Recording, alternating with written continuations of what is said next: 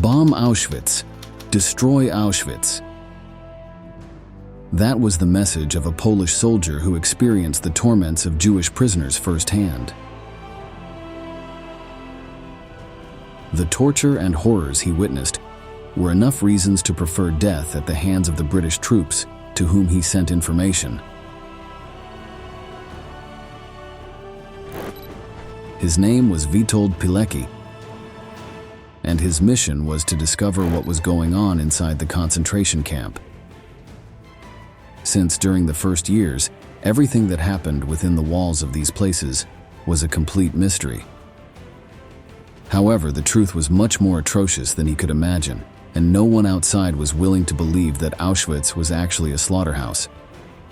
In this new military history video, we will learn about the life of a warrior who spent almost 1,000 days in the cruelest Nazi camp. What do you think that stay in the hands of the Third Reich could have been like? Stay with us to find out.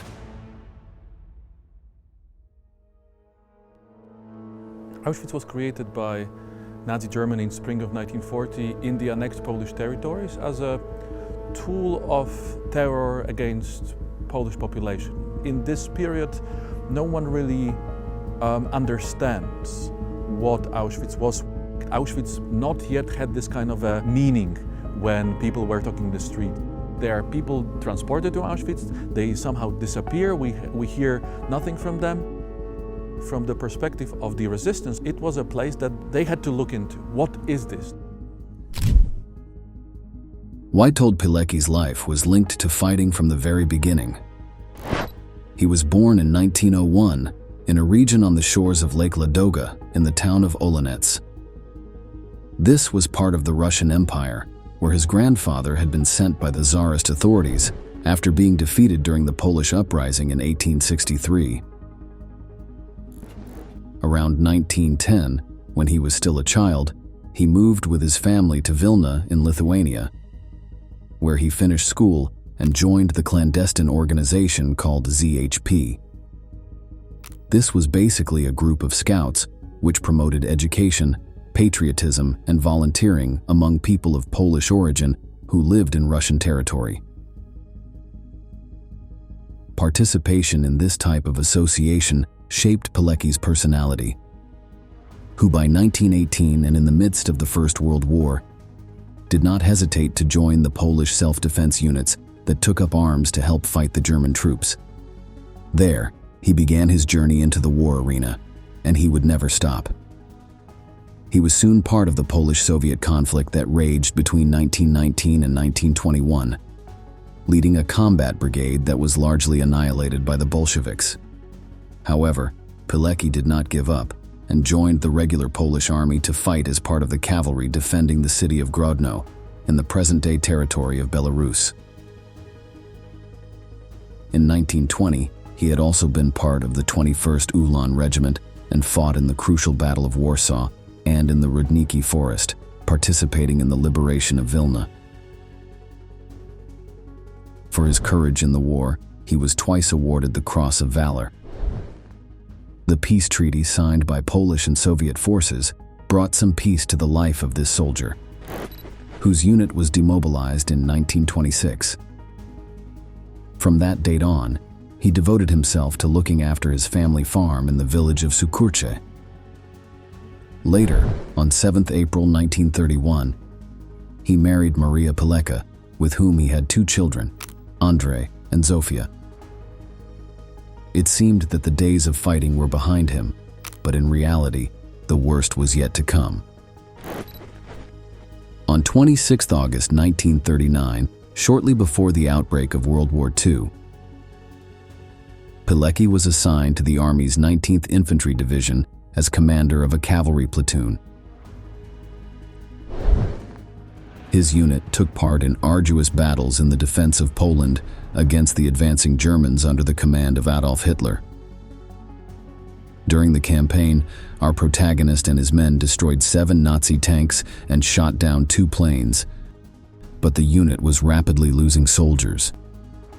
By 17th September, After the Soviet Union invaded Poland from the east as part of the Molotov-Ribbentrop Agreement with the Third Reich, the Polish resistance was broken up and the survivors had to retreat. Witold Pilecki, myślę, że on miał w sobie chęć walki. Rok 1939, 1 września, on myślał, że pokonamy Niemców w 2 tygodnie. After the hard blows suffered in the camp, Pilecki managed to return to the country's capital, Warsaw, together with his commander, Jan Wlodarkiewicz. Neither of them intended to give up in the face of what was happening, and on November 9th, the two men founded the Polish Secret Army, or TAP for short. This was one of the first clandestine organizations in Poland, and it spread to various cities. In addition to Warsaw, it also recruited men in key places such as Siedlce, Radom, and Lublin, among others. Before 1940, the TAP forces numbered about 8,000 fighters, and they joined the resistance. It was at this time that Witold Pilecki decided that he wanted to get to know the Germans more closely, to know how they acted and what was going on in their heads. In the midst of that thought, an idea occurred to him, which he presented to his superiors. The plan was to enter the Nazi concentration camp at Auschwitz to gather intelligence and organize internal resistance against the Third Reich regime. Until then, little was known about how the camps that the SS had established worked. They were thought to be simple internment camps or large prisons, but no one imagined that they were killing factories. In complete ignorance and with no better ideas, the plan was approved and the soldier was given a false identity document in the name of Tomasz Serafiński. On September 19, 1940, the man was deliberately taken out onto the streets during a raid in Warsaw. Without further ado, he was arrested by the Germans along with 2,000 other civilians. He did not know it yet, but he was about to experience hell on earth. For the first 2 days after his capture, Witold Pilecki was locked up in the Wehrmacht barracks. The entire group that had been caught was subjected to brutal treatment, and several died. The strongest were ready for something much worse. They were taken to Auschwitz, where the Polish spy was tattooed on his forearm with his identifying number, one that would never let him forget the horrors he saw. 4859.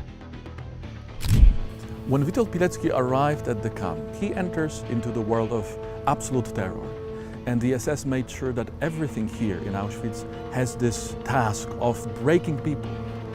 Opisuje, że już na samym początku ma wybite zęby, bo Niemcy chcieli, żeby numer obozowy trzymał w zębach. Nie? On się na to nie zgodził, został uderzony jakąś pałką.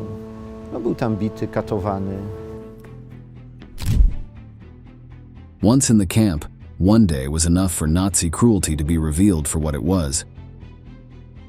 The soldier saw all the men on a train shot as soon as they arrived.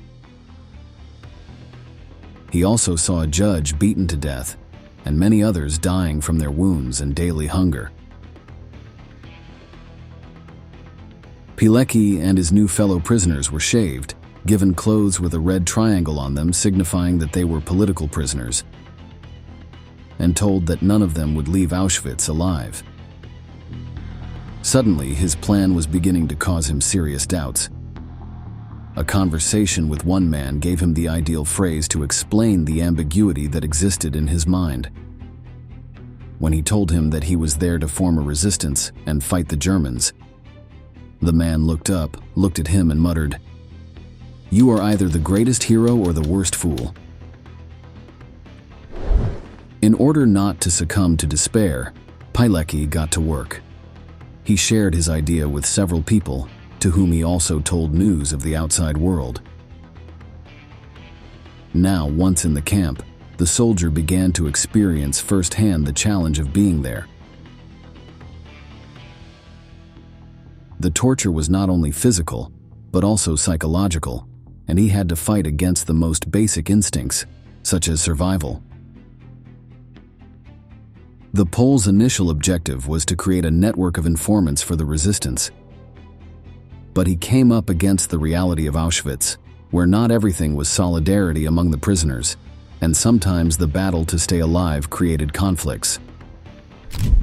When people look at the story of prisoners in Auschwitz, the first impression would be that these people always supported each other and tried to help each other, and that this is just one community that will always stand behind one another. And actually, because of the conditions, because of the starvation, because of the violence, because of fear, because of terror, people simply make decisions to survive. And sometimes it means that your decision will harm someone else. This is the diabolic world of the camp. Despite the obstacles he encountered, Pilecki was not discouraged. However, he could not get the atrocities he saw every day out of his mind. This led him to make his first report simple and direct. He asked the Allies to bomb the Auschwitz concentration camp. The messages were sent through the Polish resistance, who prowled the outer perimeter of the huge camp until a window was created between the guards to receive the information from within. In this case, the soldier made it clear that he did not care if he died in the attack. In fact, he was sure that he would not be able to get out of there alive anyway, and that his end would probably be much crueler than instant murder by a powerful shell. He managed to have the report sent to the resistance movement in Warsaw, although by then the Polish government had had to go into exile in London. In any case, the message reached the authorities with a specific request. We must stop this monstrous torture. This was forwarded and reached the highest levels of the British Army. But while the Poles believed that knowledge of these atrocities might mean action with an attack, the outcome was different. When the possibility of an incursion began to be discussed, Sir Charles Portal, Chief of the Air Staff, intervened. He warned that any bombing of Auschwitz in support of the Jews would be a propaganda tool for the enemy. And with the United States still out of the conflict, Britain did not have a fleet large enough to confront the Germans. For all this, they refused to act.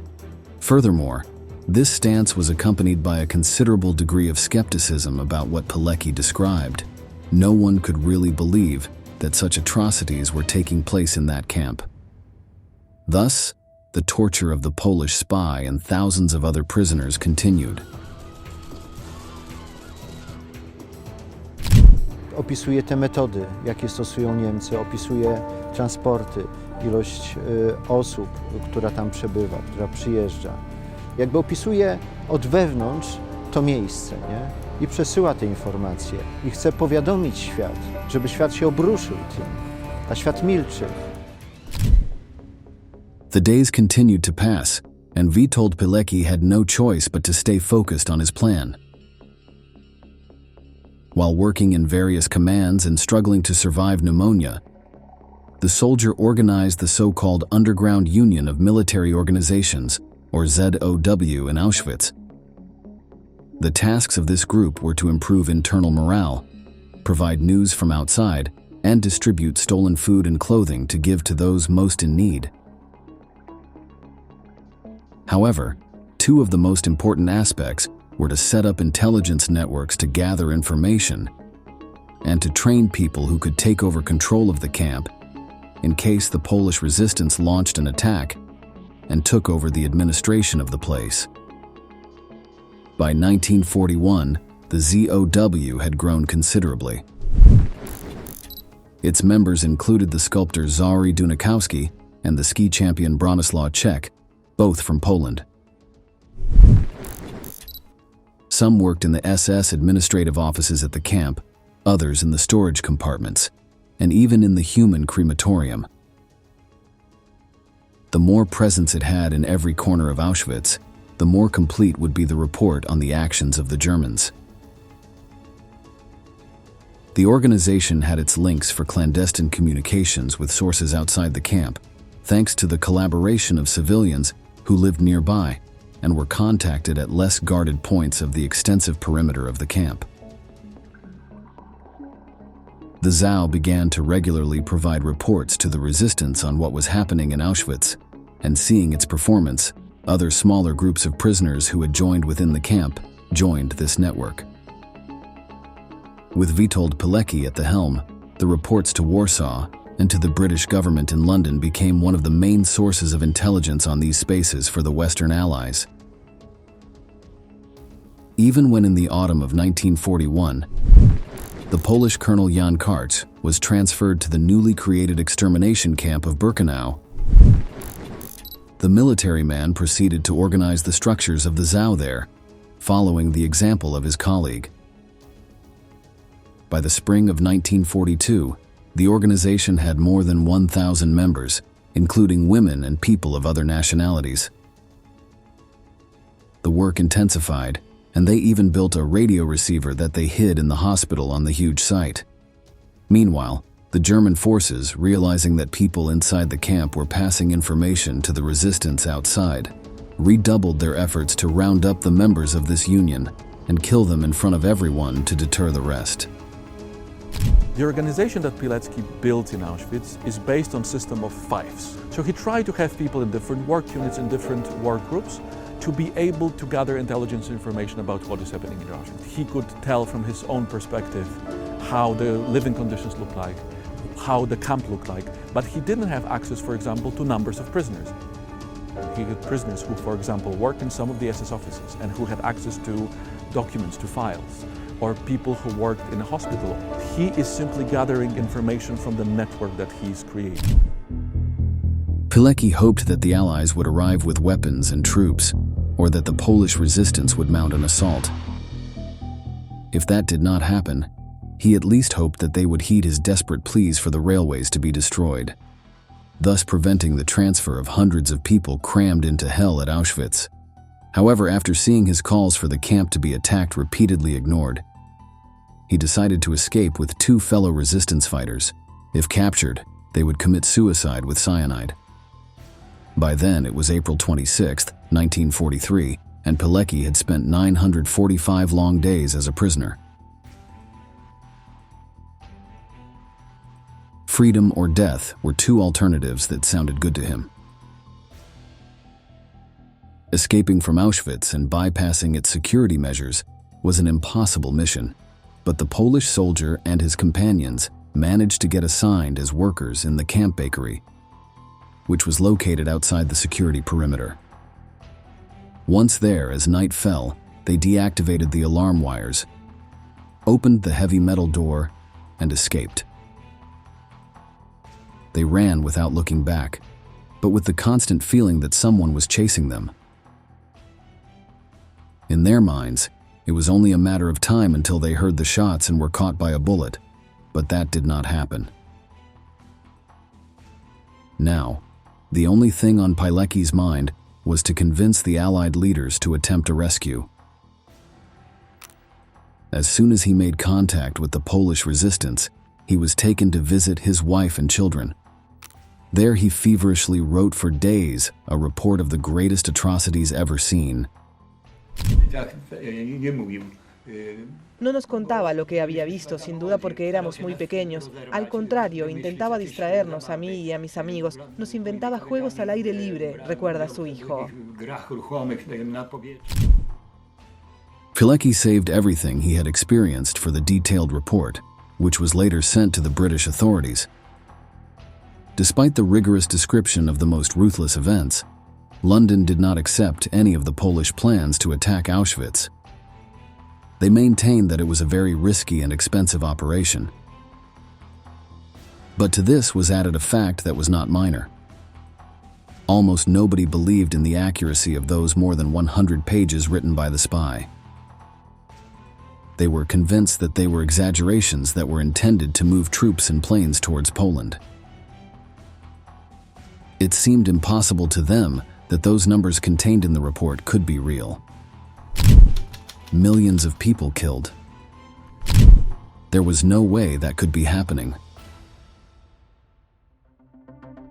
The rejection was a hard blow for Witold Pilecki, who had suffered almost 1,000 days of the worst treatment, and despite that, he did not have the support of the Allies. However, he was never discouraged.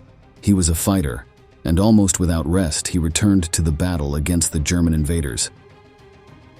The soldier not only had physical aftereffects from his long stay in Auschwitz, he had also become a hermit, an inscrutable character who could only think and act in order to defeat Nazism. Despite this, he was active in the anti-communist section. He did not want his country to fall into the hands of Stalin. During the rest of the war, he fought fiercely until he was captured and sent to a prisoner of war camp. He was liberated by the 12th Armored Division of the United States on April 28, 1945, and a few months later, he joined the Polish Military Intelligence Division. Pilecki proceeded to organize his network to collect information, however. In the spring of 1946, the Polish government, still in exile, determined that the post-war political situation did not present any opportunity for the liberation of the country from the occupation of the Soviet Union. For this reason, he ordered all his supporters to return to their normal civilian lives or go into exile in the West. Pilecki did not want to flee, but proceeded to dismantle the forces he was organizing. In April 1947, he began collecting evidence of Soviet atrocities in the prosecution of Poles and executions or imprisonment in prisoner of war camps. A month later, the USSR Security Service arrested him. Before being brought to trial, he was brutally tortured, but he did not reveal any sensitive information and tried on several occasions to protect other prisoners. Witold Pilecki's arrest was part of a prosecution of members of the resistance and the military connected to the Polish government in exile in London. But the court consisted of only two men, Jan Rykowian and Józef Bodecki, which was in violation of the law. On March 3, 1948, the trial took place. Pilecki was charged with illegal border crossing, using false documents, not enlisting in the Communist Army, carrying illegal weapons, spying for an exiled general, and even planning a possible assassination of officials. Despite denying most of the charges, he was found guilty, and on May 15th he was sentenced to death along with 3 others. 10 days later, he was executed in Warsaw's Mokotów prison. Because the procedure had been carried out illegally, this was never known, and his children only learned of the execution in 1990.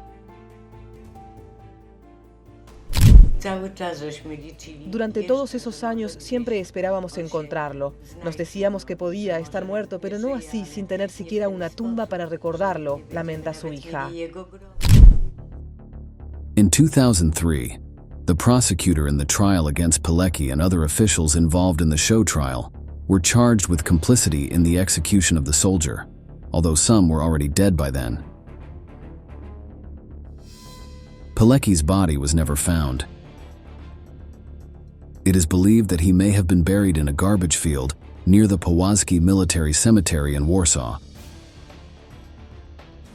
Furthermore, information about his exploits and courage was also censored by the communist regime of the Polish People's Republic until 1989. After the country regained its full independence, this outstanding figure was honored on the 1st of October 1990 by the new Polish government. And in 1995, he was honored with the Commander's Cross of the Order of Polonia Restituta. Finally, on 30 July 2006, then-President Lech Kaczynski decorated him with the Order of the White Eagle.